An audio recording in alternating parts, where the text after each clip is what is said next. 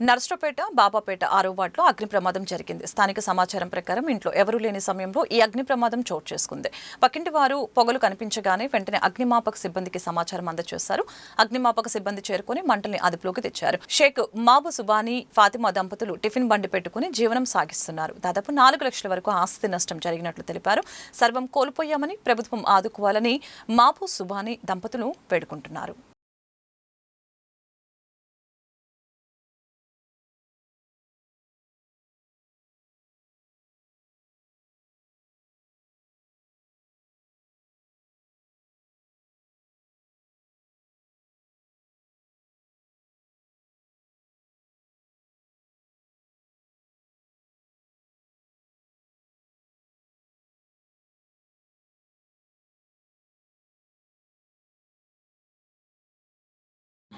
మేమిద్దరు ఇంట్లో లేమండి. నేను బడి దగ్గర పిల్లలకి అన్నం పెడతాను కదా, నేను హోటల్ దగ్గర ఉన్నాడు. మా ఇల్లు కాలిపోతుందని చూసిన వాళ్ళు ఉరుగుతా వచ్చి చెప్పారు. వచ్చి చూసేటప్పుడు మొత్తం కాలిపోయింది.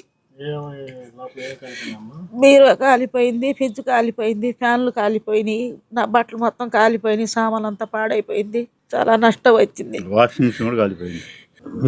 ఇబ్బందులు ఉంటే మా ఇల్లు కాలిపోయి మేము ఉంటాం సార్. మాకు గవర్నమెంట్ ఏదన్నా మాకు సహాయం చేస్తే మేము మళ్ళీ తెప్పుకుంటూ వస్తారు. ఏమండి, మా బాబాపేట మా అక్క వాళ్ళ ఇల్లు ఇది.